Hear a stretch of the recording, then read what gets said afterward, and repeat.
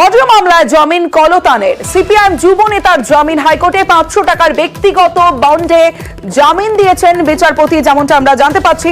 আরো একবার আপনাদের জানিয়ে রাখি, কলতান দাশগুপ্ত অডিও মামলায় যাকে গ্রেফতার করা হয়েছিল, এবার জামিন পেলেন কলতান। এফআইআর এর বৈধতা নিয়ে হলফনামা তলব। অর্ণব রয়েছে। অর্ণব, কোন গ্রাউন্ডে জামিন দেওয়া হলো? দেখো, দু তিনটি বিষয় রয়েছে।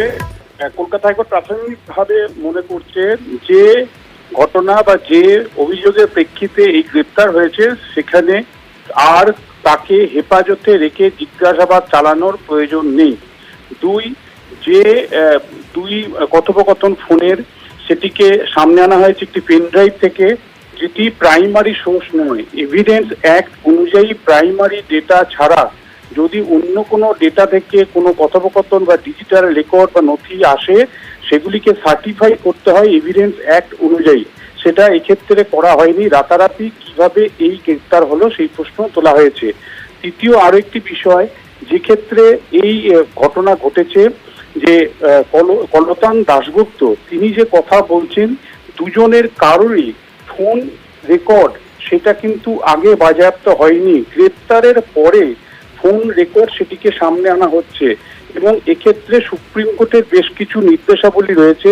সব মিলিয়ে অডিও টেপ কাণ্ডে রাইট টু প্রাইভেসি কোথাও একটা আক্রান্ত হয়েছে বলে আদালত প্রাথমিকভাবে মনে করছে।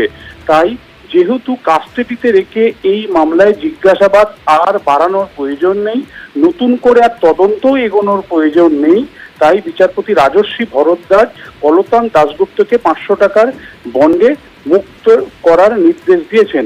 তবে একই সঙ্গে এই অডিও টেপ কাণ্ডের পাশাপাশি যে আন্দোলনকে জড়িয়ে তার নাম এসছে, সেই রিলেটেড কোনো এফআইআর হলেও আদালতের অনুমতি ছাড়া কলতান দাশগুপ্তকে আর গ্রেপ্তার করা যাবে না, সেই নিষেধাজ্ঞাও চাপিয়েছে আদালত। রাজ্যকে হলফনামা নির্দেশ দেওয়া হয়েছে। মামলা ফের শুনানির জন্য আসবে 18ই নভেম্বর। সেক্ষেত্রে পুরো ঘটনার তদন্তভার সিবিআই এর হাতে যাবে কিনা সেটাই আদালত রাজ্যের হলফনামা পাওয়ার পর বিষয়টি নির্ধারণ করবেন। বেশ,